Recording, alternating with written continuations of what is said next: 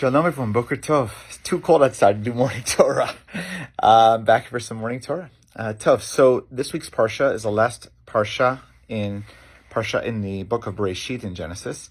It's Vayechi, and it's Jacob, Yaakov Avinu, is gathering all the kids around to give them like a final blessing.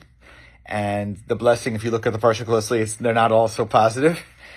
Some of them are more positive, some of them more challenging, kind of a tochacha, like a little bit of rebuke in there in the last words. So it's powerful. But I think just the very, very beginning, at the beginning of the Parsha, when he gathers everyone around, there's a powerful Hebrew word, is he'asfu, which really kind of like gather together. Osef means like collect together, come together. He gathers all the kids, like basically imagine almost around his bed as he's dying. And he gives these words in front of all of them, together, the positive, the challenging, which itself is pretty powerful. Now, you could say there's a practical reason he's doing that. He's not moving anywhere, and, he doesn't have a lot of time. Imagine he's near death, kind of a hospice situation. But he could have potentially brought each child individually and privately. So why is it heasfu? Why is it all the kids together?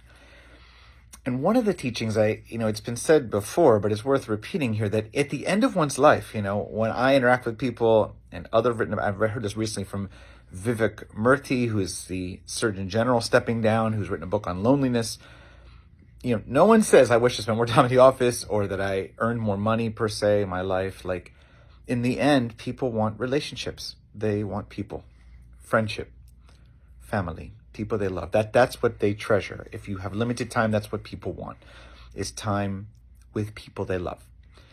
And cultivating those relationships and building on those, as complicated as it can be, is truly what one values most in life. Perhaps similar in level of what, say, health. At least if everything in the world's going on, if you don't have your health, you have nothing. Same thing. If you don't have friends, you don't have people you love with you. So that's why he wants to gather them together, and he wants them to gather them with each other. He wants them to connect to each other, even with their complicated relationships through the Joseph story. He wants them to be together in relationship. So what's the message really?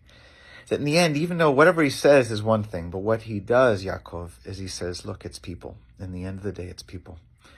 So it's an opportunity for all of us to think about looking ahead when the end of our life comes, as we're all on the same journey. Who are the people we're investing in? Are we gathering together? How can we gather together? How can we deepen our investment in gathering together people we love? Not waiting till it's too late. Tov. Shabbat Shalom.